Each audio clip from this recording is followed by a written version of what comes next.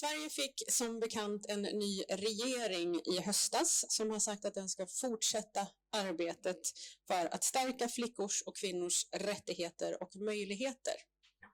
Genom att införa en lag med förbud mot könsstympning av kvinnor. Trots det så vet vi att det finns många flickor och kvinnor i Sverige idag som lever med erfarenheten av att ha könsstympats och som kanske inte får den vård och det stöd som de behöver. Vi vet också att det finns flickor i Sverige, liksom i världen, som också idag riskerar att utsättas för könsstympning. I dessa frågor så råder det en stor politisk enighet och flera nya lagar har införts för att bekämpa olika uttryck för hedersrelaterat våld och förtryck. Bland annat så infördes det den 1 juli 2020 ett utreseförbud som ska skydda barn från att föras utomlands i syfte att ingå barnäktenskap eller att könsstympas. När en person förs utomlands eller kvarhålls utomlands av en närstående inom ramen för en hedersrelaterad eller patriarkal kontext och utsätts eller riskerar att utsättas för hot, våld, barn- eller tvångsäktenskap eller könsstympning hanteras det inom utrikesförvaltningen som ett ärende gällande familjerelaterat tvång. Sedan UD inledde sina nuvarande arbetsformer på detta område så har man sedan 2018 hanterat över 400 ärenden gällande familjerelaterat tvång. Ärendena utspelar sig i länder där kvinnors och barns ställning som regel är underordnad. Och arbetet att utstå de utsatta är svårt och komplext. Vikten av det förebyggande arbetet kan inte nog understrykas för att undvika att det går så långt som till ett bortförande. Inga flickor som föds eller växer upp i Sverige ska utsättas för könsstympning och brott mot lagen med förbud mot könsstympning ska lagföras. Flickor och kvinnor som har utsatts för könsstympning ska få ett gott bemötande och ha tillgång till en god vård baserad på bästa möjliga kunskap utifrån sin egen livssituation och sina egna behov. Detta ska omfatta förutsättningar för allas rätt till en god sexuell och reproduktiv hälsa. Att själv få bestämma över sin sexualitet ska vara en självklar rättighet för alla. Alla ska ha rätt att bestämma över sitt eget liv och sin egen kropp. Detta är en given utgångspunkt för de insatser som regeringen vill göra för att fortsätta förebygga och bekämpa hedersrelaterat våld och förtryck.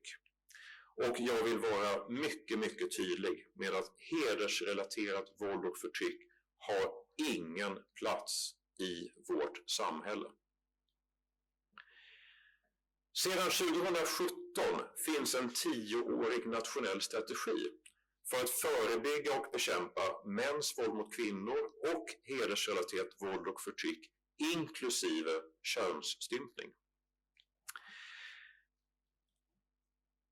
Ett av de första åtaganden som den regering jag representerar vidtog sedan vi tillträdde var att säkerställa ett fortsatt samordnat, långsiktigt och effektivt arbete med att förebygga och bekämpa hedersrelaterat våld och förtryck och mäns våld mot kvinnor. Regeringen har nu påbörjat arbetet med att ta fram ett nytt åtgärdsprogram för perioden 2024 till 2026. Det finns ett pågående åtgärdsprogram fram till 2023. Arbetet måste fortsätta de kommande åren. Och i framtagandet av det nya åtgärdsprogrammet så kommer regeringen att involvera berörda myndigheter och civilsamhällesorganisationer, liksom akademin. Men också åren därefter så måste arbetet mot hedersrelaterat våld och förtryck vara förankrat i en långsiktig nationell strategi. Samma behov av en långsiktig nationell strategi gäller för arbetet för att förebygga och bekämpa mäns våld mot kvinnor. Och regeringen kommer att påbörja arbetet med att ta fram den långsiktiga nationella strategin. Och det gäller på både området hedersrelaterat våld och förtryck och mäns våld mot kvinnor.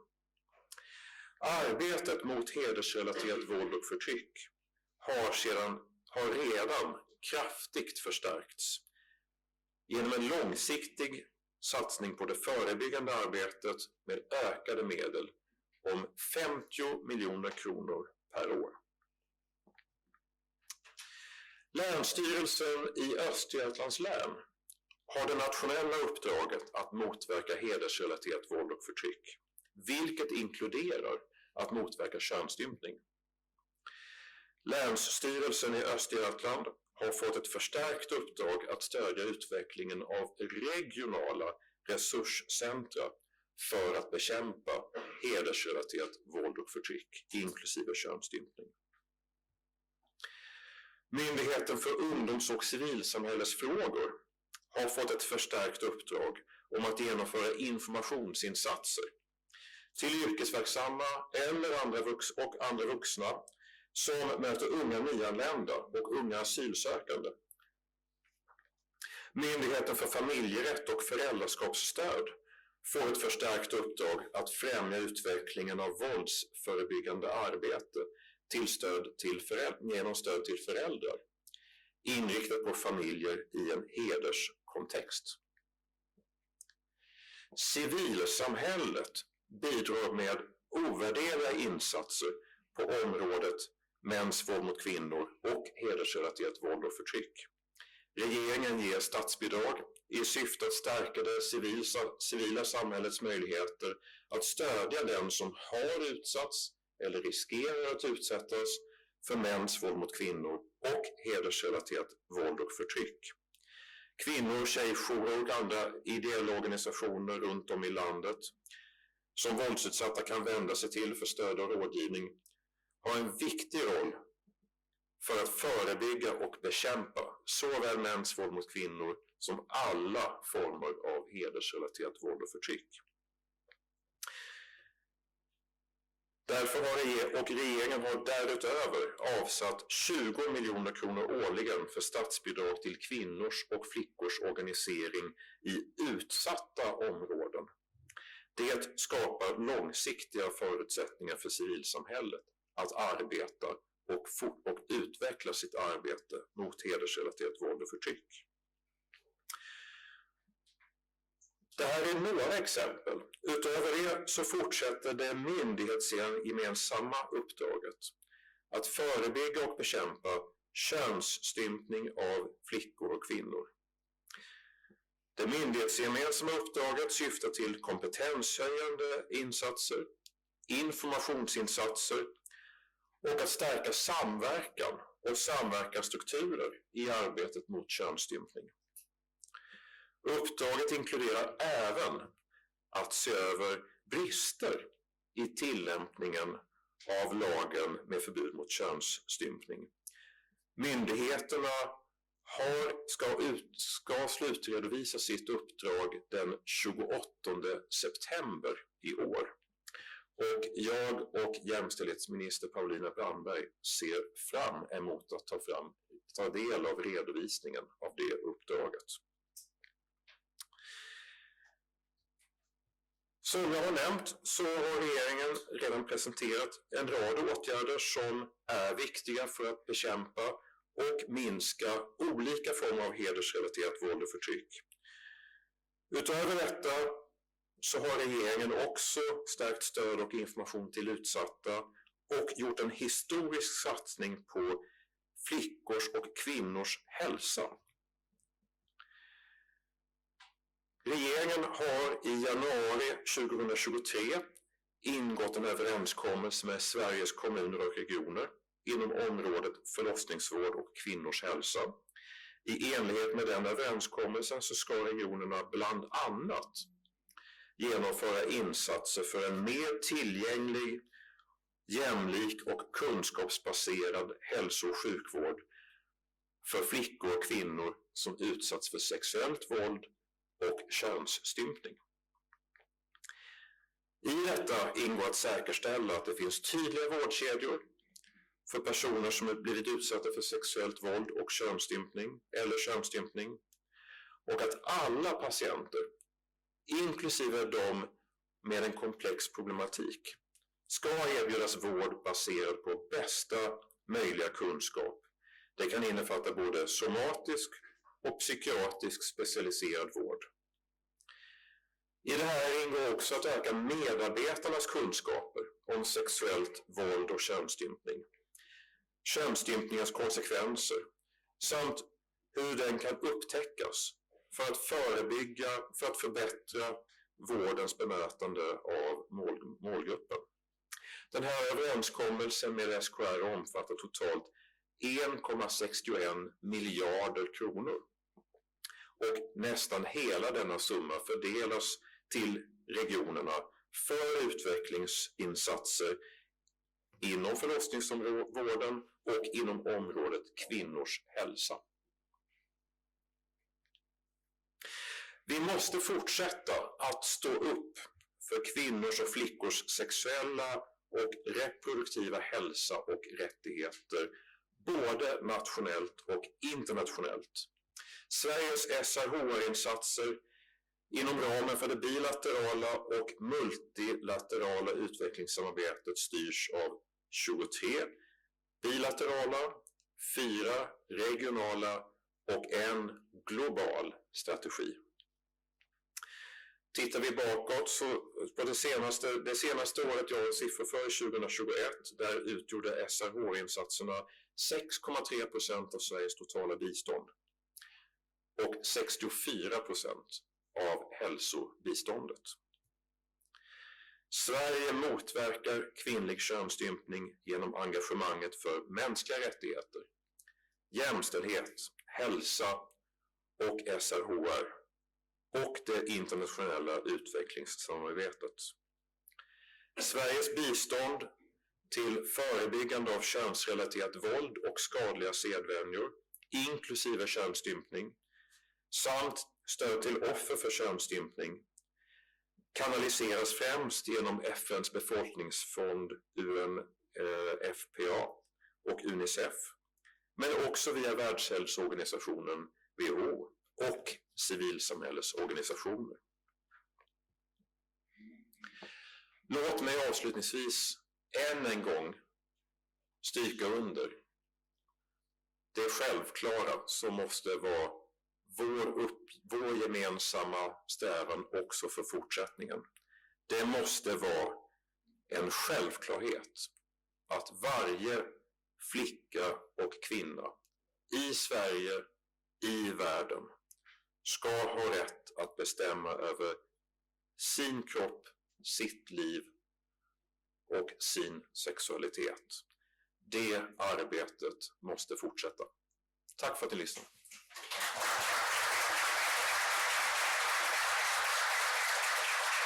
Stort tack för detta, Martin. Verkligen, vi ser fram emot fortsatt god dialog med dig och den nya regeringen och samarbetet. Tack. Då så hörni, nu är det dags för mig att lämna över ordet till dagens moderator, som är en god vän och kollega i den så kallade FN-familjen. Och det är alltså de FN-organisationer och FN-relaterade organisationer som finns och verkar här i Sverige. Så jag säger välkommen upp på scenen Ulrika Grantin, som är chef för UN Women. Tackar! Hej allihopa, nu får vi spida på lite grann. Det var bara inte ens en timme kvar. Men jag är verksamhetschef för UN Women Sverige och FNs jämställdhetsorgan UN Women. En av våra största prioriteringar är ju att jobba mot alla former av våld mot kvinnor över hela världen. Och där är könsstympning såklart en del av detta.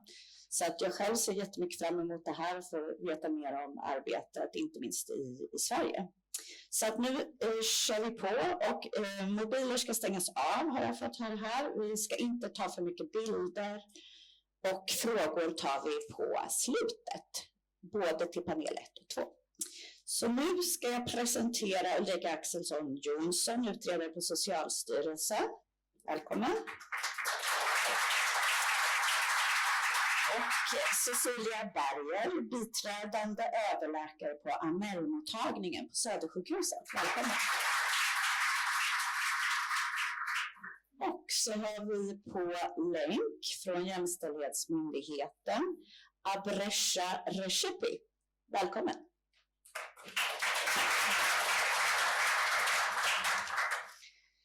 Då börjar vi med dig Cecilia, välkommen. Vi hann ju prata lite här innan. Du jobbar på Amelmottagningen och jag tyckte det var så...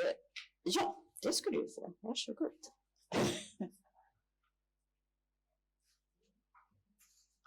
Där ser vi det. Tack.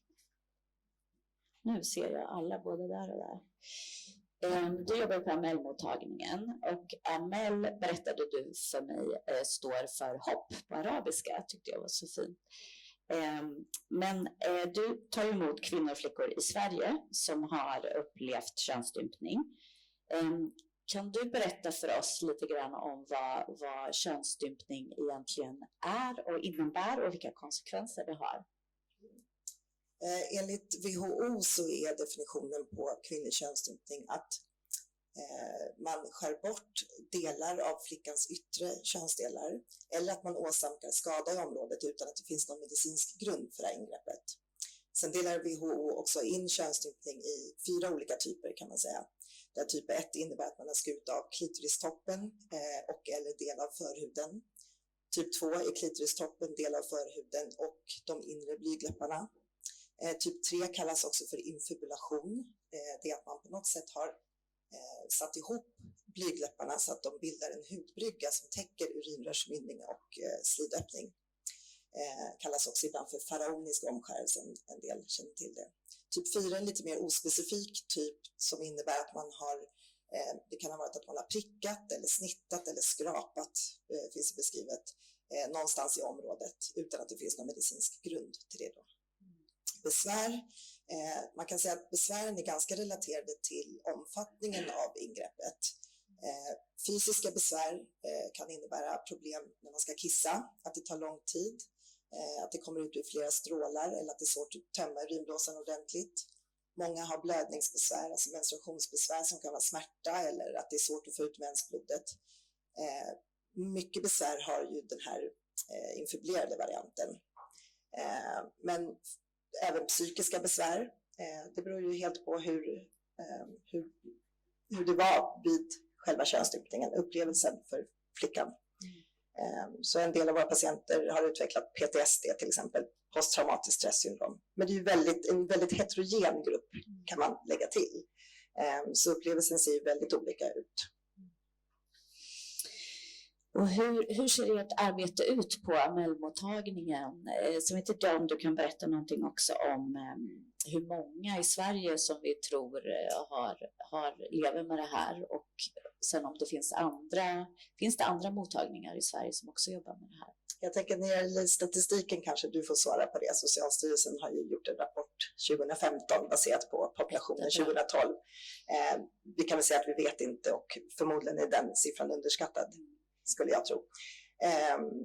Vad var din andra fråga? Hur ser ert arbete ut rent konkret? Alltså vi är ju en specialistmottagning då som vänder sig till personer som har erfarenheten av kvinnlig könsstympning och den finns då på Södersjukhuset här i Stockholm. Sedan 2003 har vi funnits. Sen finns det en mottagning i Angered som heter Vulvamottagningen. Men överlag också ett medskick är ju att vården är väldigt ojämlik i Sverige. Så att i vårt avlånga långa land så finns det ju inte någon specialiserad mottagning norr om Stockholm, inte heller Region Skåne. Men vårt arbete ser ut vid ett tvärprofessionellt team. Alltså Amelmottagningen är en integrerad del av vår ordinarie gynmottagning på Södersjukhuset. Så vi har barnmorskor som jobbar där också, kuratorer. En del patienter behöver samtalsstöd till exempel. Många kommer till oss som läkare för att ganska ofta handlar om att ge information.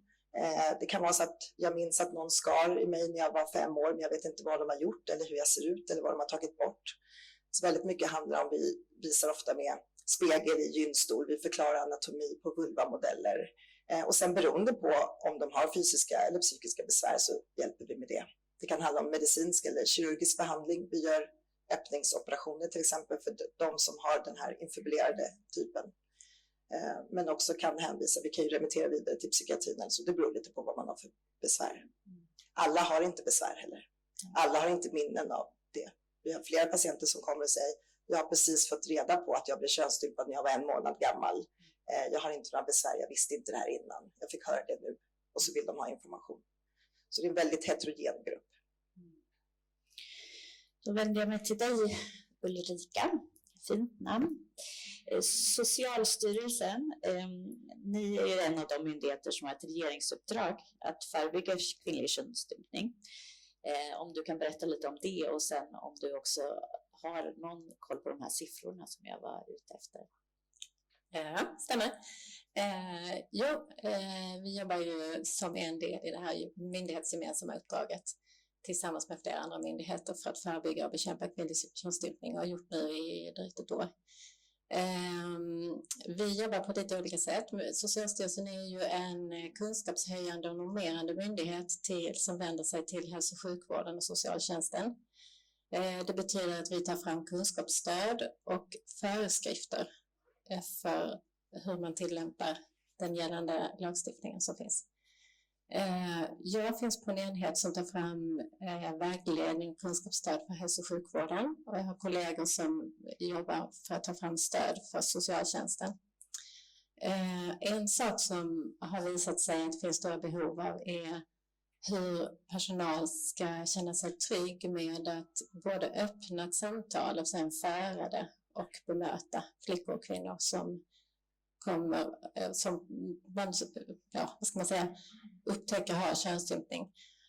Och en viktig del i uppdraget är ju att vi ska försöka uppmuntra flickor och kvinnor att söka vård ifall man har behov av det, för det gör man i väldigt liten utsträckning. Så att de flesta flickor och kvinnor som är könsstympade, de upptäcks ju, eller kvinnor får man då säga, det blir ju tydligt då när de blir gravida och att då är det barnmorskan på mödrahälsovården som ofta kommer i den situationen att man pratar om könsstympning och vilka behov man kan ha inför förlossning, till exempel med öppningsoperation och sedan också efteråt, efter förlossning, vilka behov man kan ha. När det gäller statistiken, då är det är en svår fråga. Den siffran som finns idag, den baserar sig på statistik från 2012, precis som Cecilia sa. Den publicerades i en rapport 2015. Den refereras till än idag, där Socialstyrelsen sa då att 38 000 flickor och kvinnor har utsatts och 19 tror jag det kan riskera att utsättas. Sedan dess har det hänt mycket i Sverige och det har kommit många nya kvinnor och flickor från länder som könsstympar i hög utsträckning. Så siffran är ju högre, helt klart. Det är en väldigt svår uppgift att ta fram statistik om det här av flera olika skäl som ni säkert känner till. Och bland annat är att det är inte så himla lätt att prata om. Så att det är svårt att till exempel använda sig av enkäter för att få bra svar. Folkhälsomyndigheten har ju gjort en enkät om sexuell och reproduktiv hälsa i Sverige och där har man då inte riktigt kunnat få tillförlitliga svar. Så det som vi jobbar med nu på myndigheten, det är UNFPA:s prevalenssiffror för olika länder. Och det är ju uppskattningar som bygger på vad länderna vill redovisa. Och sen när de senast var uppdaterade. Men det är det som är vår utgångspunkt kan man säga i kombination med folkbokföring här i Sverige. Så det blir ju en grov uppskattning, men vi tror ändå att det kan vara värdefullt att ta fram en sån här uppdatering eftersom man så ofta hänvisar till den gamla. Så det gör vi nu inom ramen för uppdraget. Senast då i september tänker vi att vi ska ha någonting där. Men det är en svår historia, den är svår att kommunicera också. Det är lätt att man kanske fastnar för siffrorna och så går man på att så här många är det. Men det väsentliga med att vi tar fram statistik, det är ju egentligen att hälso- och sjukvården och socialtjänsten ska få en uppfattning om hur troligt är det att den här kvinnan eller flickan jag möter kan vara utsatt. Och det är ju stora grupper personal från förskola till hälsa, till lärare, grundskola, gymnasium, ungdomsmottagning som möter de här flickorna och kvinnorna på vägen. Och oftast det vanligaste åldern säger man väl mellan 4 och 14 år, så det är mycket förskole- och skolålder man möter flickor som kan vara utsatta eller riskerar att utsättas. Men antagligen ett stort mörkertal där får man väl tro det. Ja. Arbresha, nu ser jag dig både där bakom mig och framför mig. Jämställdhetsmyndigheten, ni har ju ett uppdrag att samordna flera regeringsuppdrag för att förebygga just kvinnlig könsstympning. Kan du säga lite om varför det är viktigt att ni samverkar här mellan myndigheterna i arbetet? Ja, men absolut, och jag tänker bara att det är 6 pågående regeringsuppdrag för tillfället som har hållit på då sedan 2021 och som ska slutrapporteras, som nämndes där inledningsvis av statssekreteraren. Det säger ju att någon typ av samverkan, någon typ av samarbete behöver ske för att man inte då ska jobba i stuprör eller att man ska göra samma sak helt enkelt, och att man ska kunna vi ska kunna använda oss av de olika ansvarsområdena som de olika myndigheterna också har. Så vårt uppdrag är ju att samordna det här arbetet, bidra till erfarenhetsutbyte och följa upp arbetet. Och dels är det då 6 pågående uppdrag, men det är ju runt 12 olika aktörer som är inskrivna på olika sätt i de här uppdragen. Antingen direkt då i uppdragen eller att man ska inhämta synpunkter som till exempel från Domstolsverket och Skolverket. Och Jämställdhetsmyndigheten tillsatte även en referensgrupp av verksamheter och organisationer som arbetar allra närmast målgrupperna, där bland annat då Amelmottagningen ingår. Och räknar vi med de aktörerna så är vi upp mot 20-tal aktörer då som samarbetar på olika sätt. Och det blir viktigt för att fånga upp just samhällets olika aktörer och de här olika kompetenserna som finns. Det blir viktigt för att få någon växelverkan mellan det lokala, regionala och det nationella arbetet. Här är vi helt beroende av att det lokalt förankrade arbetet fungerar och att vi har ett utbyte med personer som arbetar allra närmast målgrupperna, så att den här kunskapen som produceras på vare sig det är Socialstyrelsen hos oss eller åklagarmyndigheten till exempel, att den faktiskt når ut till de målgrupper som behöver använda sig av den kunskapen och det stödet till exempel. Vi börjar faktiskt till och med rinna, den här panelen kommer snart ta slut, men på en sista fråga som gäller er alla 3 då, och jag börjar med dig Cecilia. Vi har en del beslutsfattare i publiken och andra här idag. Vad ser du att behövs göras mer på nationell nivå eller här i Sverige för att stötta arbetet mot kvinnlig könsstympning? Ja, jag tänker överlag så behöver kompetensen kring den här frågan öka, och från mig som kommer från hälso- och sjukvården så tänker jag till exempel för personal inom hälso- och sjukvården. Men även skola och jättemånga andra instanser förstås också. Jag skulle ju tycka, som jag sa inledningsvis, att jag tycker att vården är ojämlik.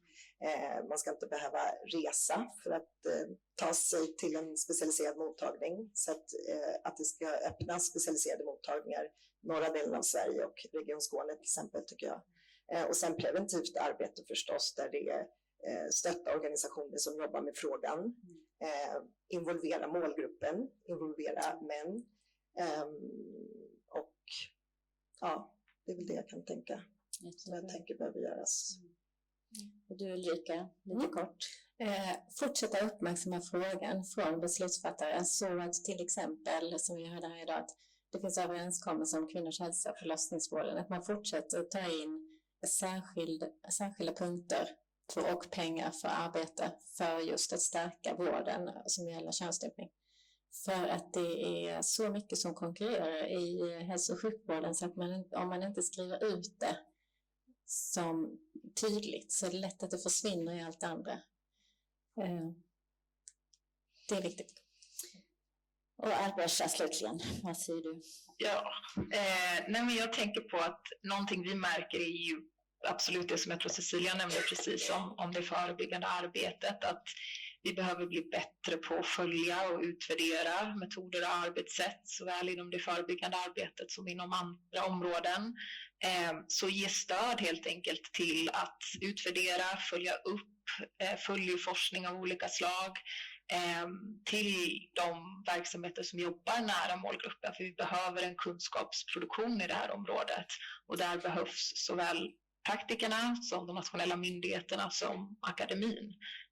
Så samarbetet däremellan och möjligheten till just det här utbytet och uppföljningen av arbetet så att vi faktiskt vet på sikt vilka insatser som leder till de önskade resultat. Det skulle jag säga bör vara en prioritering.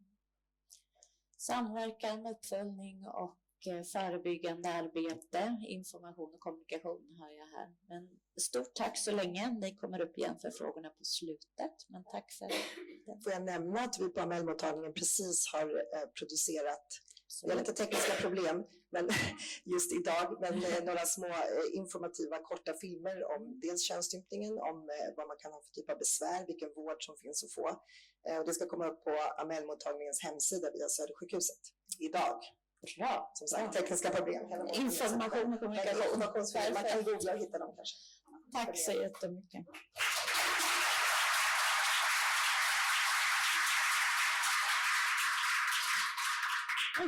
Då ska vi välkomna upp Sarah Thomsen som jobbar på SIDA, specialist för hälsa och SRHR.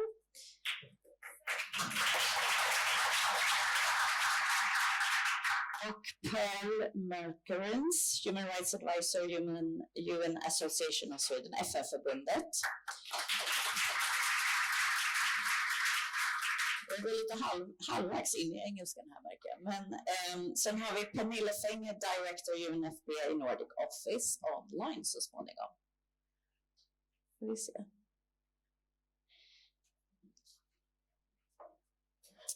Ska vi köra även om vi inte ser Pernille?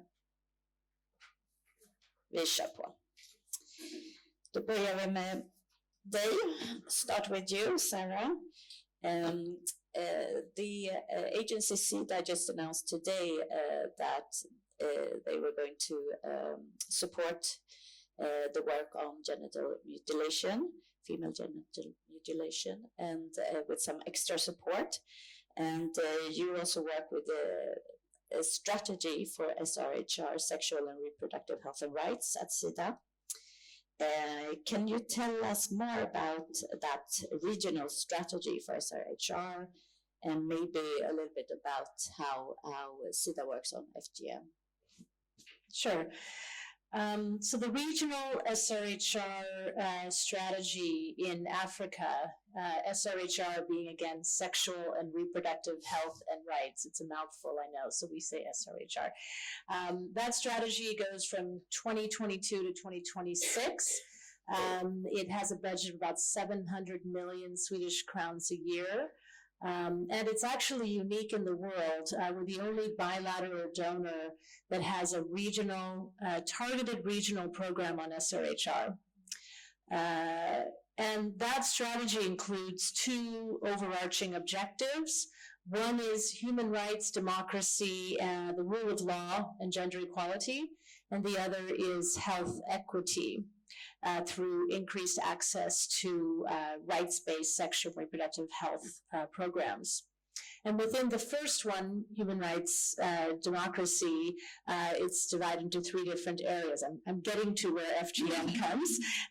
Increased respect for and enjoyment of sexual and reproductive health and rights. 2, social norms that promote sexual and reproductive health and rights, and 3, strengthen conditions for increased accountability for sexual and reproductive health and rights.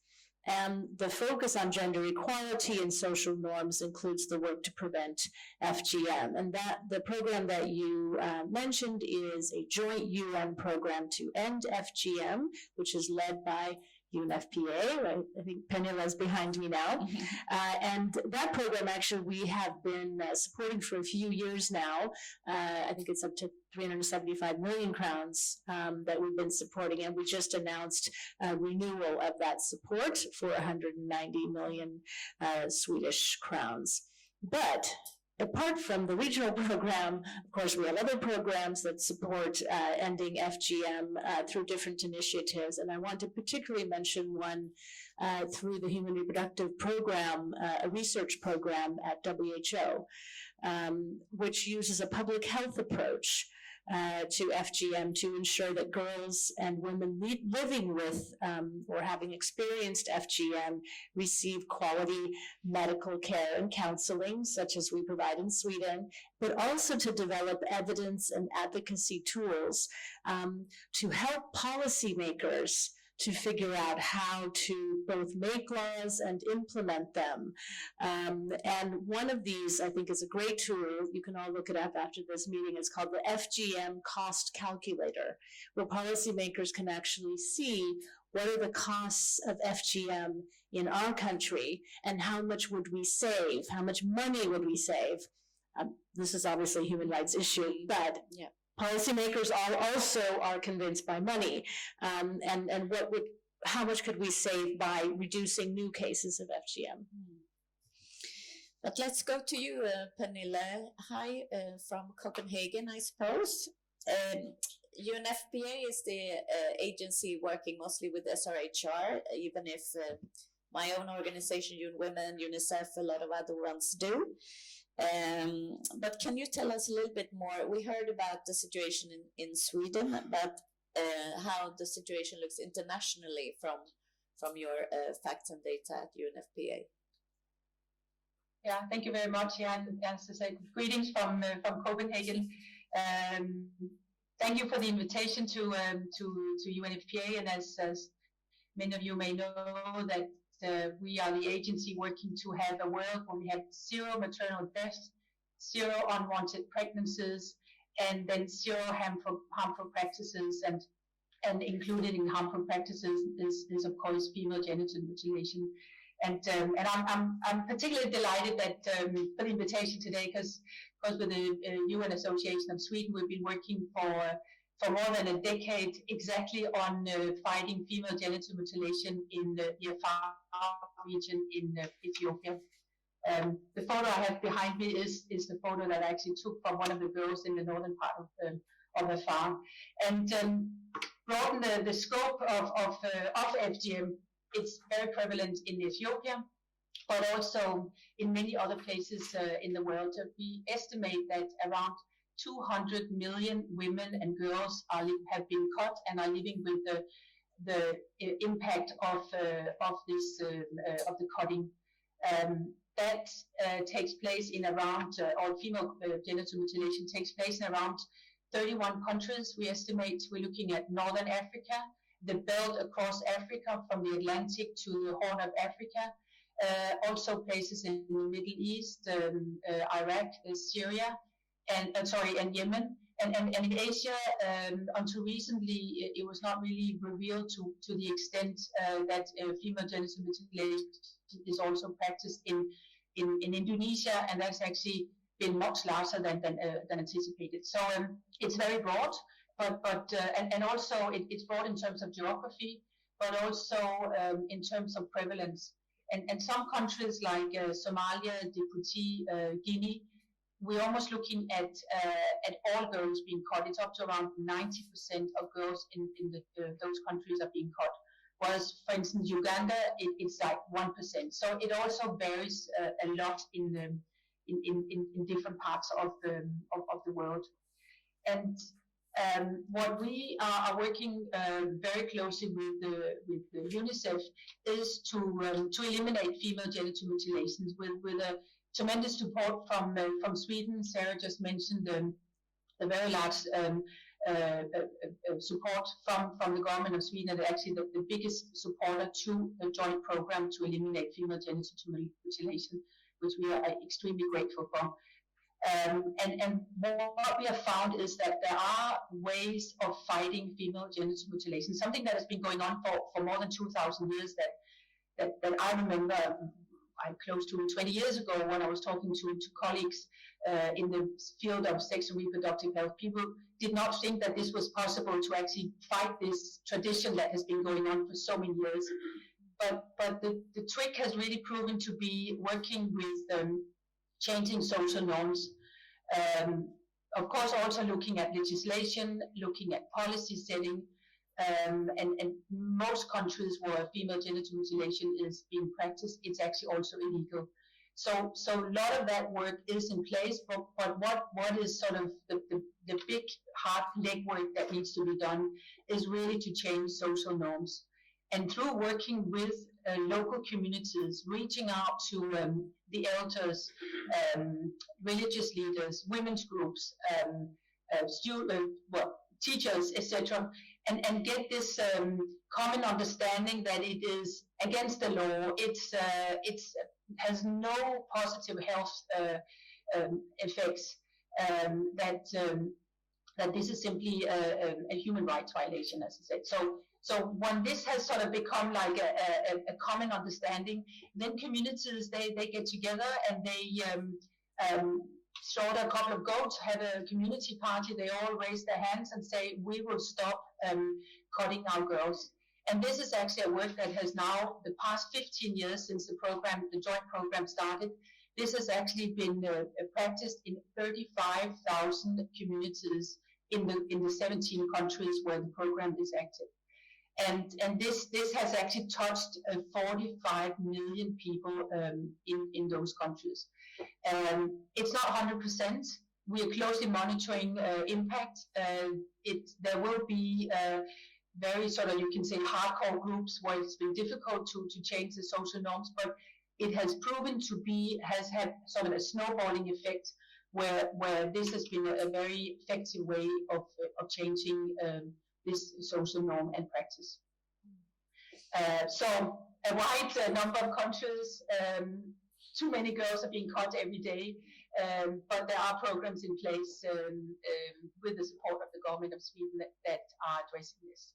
Thank you so much, Pernille. So, Pearl, you are working at the UNA Sweden FN-förbundet, who was also vital in arranging this seminar. Thank you for that. You have a project together with UNFPA.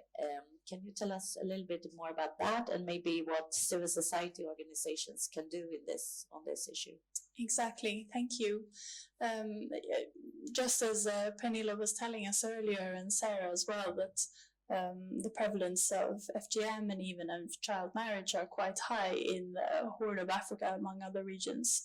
And so UNA Sweden, together with UNFPA, has a project called Flicka, or Girl Child. And this has been a cooperation and project going on for 10 years, supporting and reaching out to girls and women in the northern region of Ethiopia, in a region called Afar. And Pernille was talking about this approach that is also the approach within Flicka, which is spreading information and awareness about the effects of female genital mutilation for women, for girls, but also for society. And I think this really highlights one of the roles for civil society, which is increasing information and awareness, both being able to support the work of the UNFPA through fundraising, but also knowledge and awareness raising at home. Then, of course, civil society has an important role as a watchdog too, to see that the conventions for women and girls' rights are being implemented correctly in the country. But yes, I think Project Flicka has been a good way to reach and to help these girls in the societies.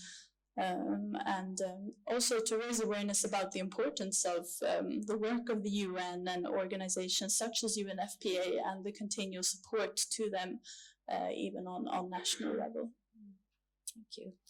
So Pernille and Pearl and Sarah, stay here, and we'll also bring up Ulrika and Cecilia, and we'll start the questions from the audience. Ska vi se.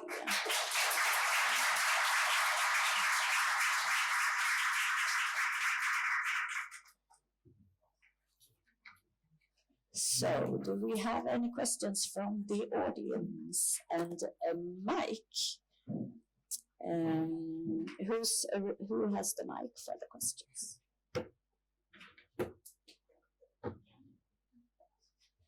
So we have a lady over here in the front.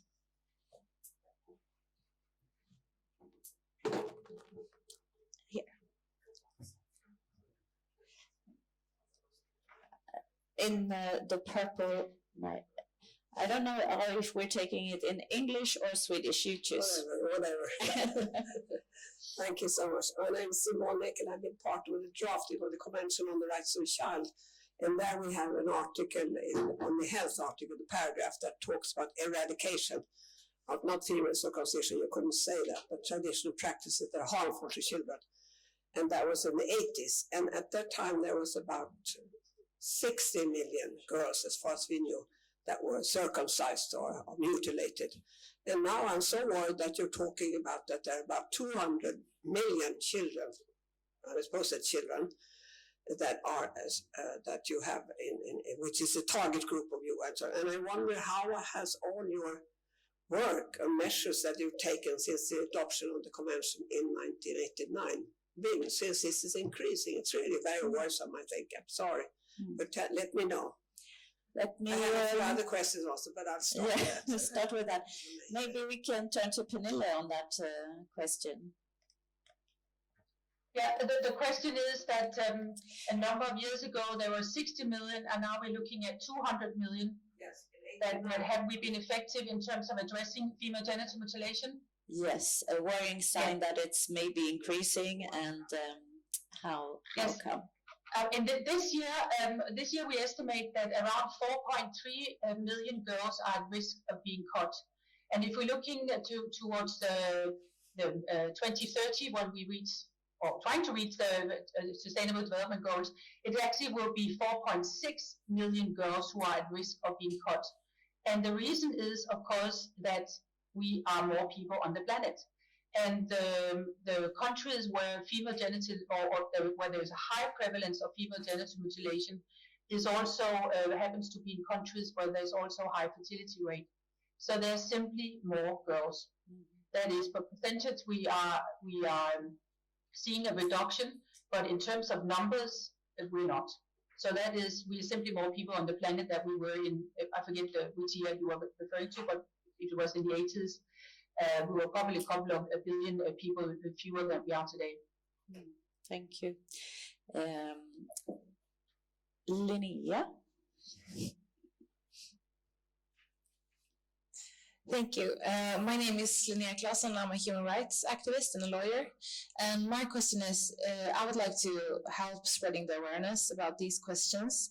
But I think in Sweden right now, it's a quite delicate topic because on one hand, you want to, of course, talk about these questions, and as it is, I always want to do that.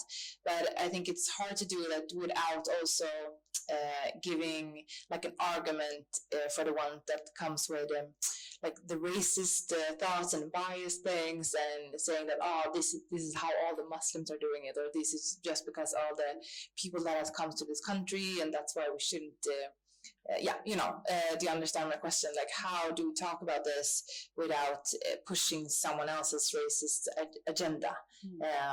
That's one of my questions, because I really want to like educate the people about it, but not, help the racists with their agenda, I guess. Sarah or Cecilia, Ulrika, one of you wants to? Well, I see your point.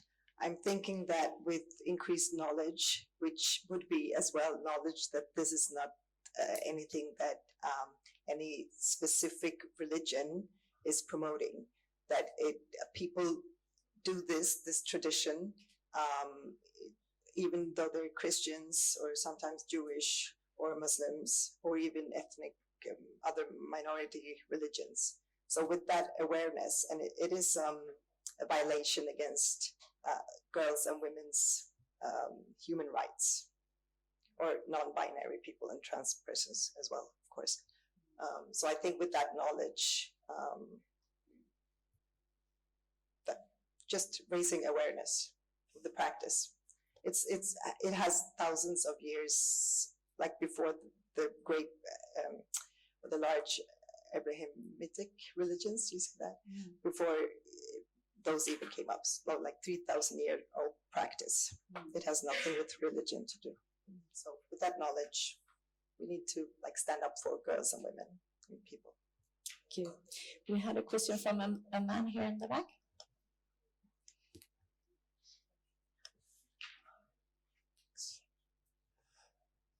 You really answered my question, but I will give it again, because what you just said was my idea.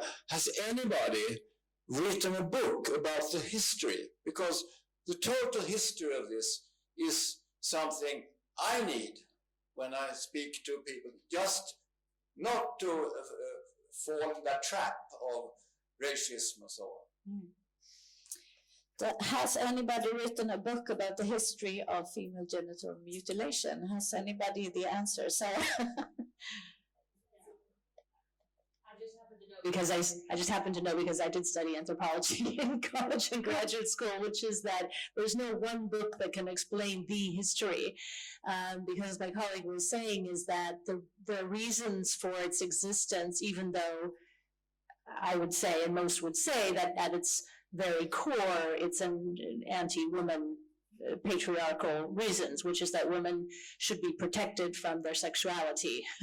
But it is justified, and its historic reasons, the way it's practiced, is different in all the different cultures where it exists. So, you'd almost have to read, I mean, there may be one book that tries to explain all the different places in the world where it exists and why. But I think the overarching thing to understand is that this is a practice that's, we say it, and the world says that it goes against basic human rights, the right to decide over your own body and your own sexuality. And at its roots is an attempt to eliminate or push down women's sexuality. Thank you, Sarah. In the back, some girl in black shirt.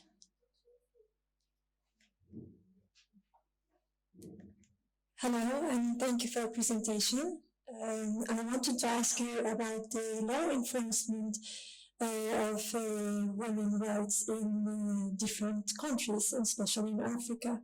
Like, how do you push to implement such laws?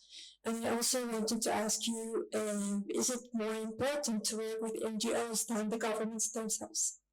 Thank you. I'm turning to you again, Pernille. How do you work with laws that helps prevent FGM, and is that the best way to do it, or also with NGOs, right? All of what you have mentioned, of course, is super important. I mean, you cannot do what we partner with civil society organizations all the time. We cannot do the work without. And as I mentioned, the legislation is very much in place in many of the countries where FGM is being practiced. And it is, of course, very difficult to see if, somebody's breaking the law. But what has also been an attempt to roll out the awareness about the legislation is to have mobile courts, so that when there have been incidents where people have been violating the law, there has been evidence that a girl has been subjected to FGM, then a number of the cases are being pulled together, and then, as I said, there are like mobile courts that are traveling around the country. I know, for instance, in Burkina Faso, that's something that has been And then it's, of course, a way to have the legal system coming to the communities, because there's just no way that all of the cases are going to be able to go to sort of more regional or national courts. So that's been one way of trying to increase awareness about the legislation. But maybe I could just add sort of a little bit of I'd say, glimmer of hope is, and it's also something that we're focusing on this year in terms of focusing on FGM, is the attitude amongst men. And we see, for instance, in a number of countries, more men are actually against FGM than women. I think even some of the latest numbers indicate that in Ethiopia, for instance, 87% of the men are against FGM. So that is certainly also something to work on, so we can escalate the social changes in the countries, and working through partnership with men, and have this practice eliminated as soon as possible. So I just wanted to add that as well. Yeah, interesting with the high number of men wanting to eliminate. It's very interesting. Arbresha, do you want to add something from the Swedish context in terms of working with laws and norms, and also through CSOs? Well, we've had the law since 83. It was mentioned prior or before, and I mean, of course, legislation is important, because it also shows that you take a stand against this tradition from the society in a whole. But in Sweden, we have around 3 verdicts today, so I mean, it hasn't been that successful. And we are working right now with looking at all the cases. The police is looking at the cases within the police system, and I'm sorry, I just forgot the name of åklagarmyndigheten in English, but maybe somebody can just translate that quick. Yeah, exactly. Prosecutor agencies are chancing. Exactly. They are looking at the different cases to also see, to identify what are the flaws within the system that is making this law so hard to implement in Sweden. So it's interesting that the law has been there for a lot of years, but there's lacking in some of the implementation of the law, and actually getting cases to go from being that you press charges, but also it going to a court case. Interesting. I think we have time for one more question in the back. Thank you. First of all, I'm going to apologize because I'm going to take this question in Swedish because my English is very rusty, and I'm going to talk about Swedish legislation. Vi var inne på det med svenska lagstiftningen. Den är 40 år gammal. Det är imponerande. Jag har väldigt svårt att tro att flickor könsstympas utan att föräldrarna känner till det. Om jag skulle bli överfallen på gatan, bortförd, och någon hade skurit av mina könsdelar, hade det förmodligen dömts som grov misshandel i en domstol. Och det är ju nästan, alltså jag blir så förbannad att flickor blir utsatta för det här utan att rätten kommer åt det. Så jag förstår att det är ett annat jobb man måste göra för att förändra normer, för att gå tillbaka till djupt inne och jobba med upplysning, jobba med det förebyggande arbetet. Men man upptäcker ju det här, man känner till det. Och ni som jobbar mycket med det, varför anmäls det inte? Borde man anmäla? Kan det skada förtroende mellan vård, myndigheter och de som är utsatta? Varför sanktioneras det här? Varför funkar inte lagen? Det har varit olagligt i 40 år, det är längre än vad jag har levt. Och ändå sitter vi här idag och flickor i vårt land blir könsstympade. Varför funkar inte lagen?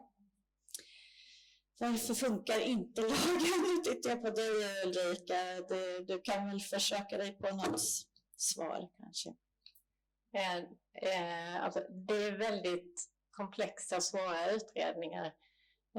Grovt våld mot småbarn i hemmet, och ofta så det kan finnas flera döttrar i familjen i olika åldrar. De har olika allihopa har olika, vad ska man säga, roller. Alltså de är både vittnen och offer, och de har ofta, alltså föräldrarna är ju bland ens viktigaste nära relationer, så det blir ju, många gånger är det väldigt svårt för barnen att, vad ska man säga, vittna. Och en könsstympning, den syns i princip inte många gånger, eller nu Cecilia får rätta mig, men de allra grövsta ingreppen syns ju. Men de flesta nästan kan vara svårare att upptäcka om det inte är precis i samband med att det händer. Och det betyder att man inte har någon teknisk bevisning, utan man får gå på omständigheter och muntlig bevisning. Och då kan det vara väldigt, väldigt svårt att få fram de uppgifterna. Så att mycket har att göra med att leda det bevis, att det blir fällande dom helt enkelt. Inom vårt myndighetsgemensamma uppdrag så pratar vi en del om det, just om lagföring och svårigheterna med det, och man försöker titta på vad man kan göra. Och det finns till exempel som att skriva läkarintyg. Där finns det läkare som skriver att kanske att könsstympning inte har förekommit, och ibland kan det ju faktiskt inte stämma, därför att det går inte att se varken om det har varit eller inte har varit, och ibland kanske det inte syns så mycket de enklare formerna, men det kan ändå ha gett djupa psykologiska skador. Så svaret är helt enkelt att det är en otroligt svår situation att utreda och föra till domstol, som att få en fällande dom.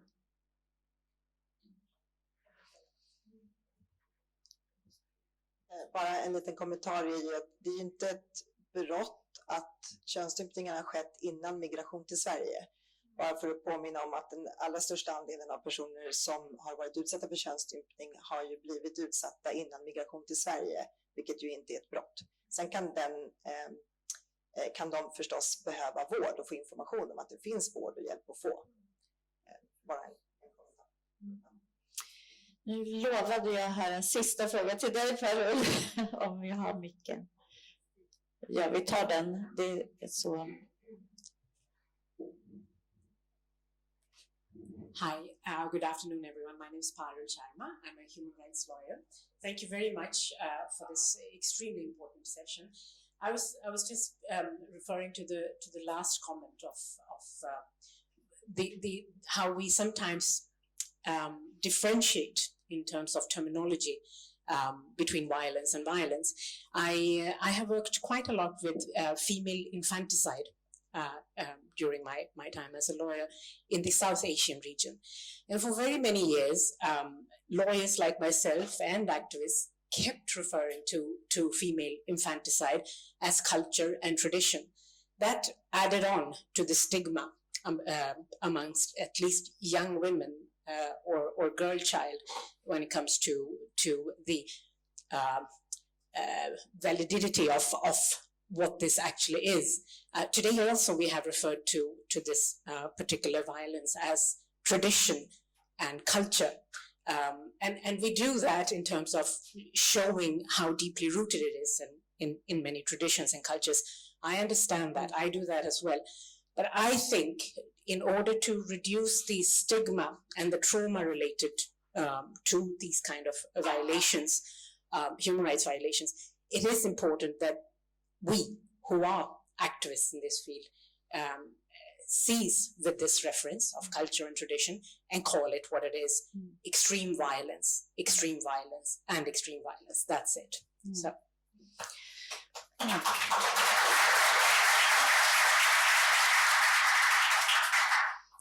I think that will be the last words. Very good last words, Åsa. And I want to thank again Pernille, Arbresha, and Sarah, Pearl, Cecilia, and Ulrika for coming today. Thank you so much.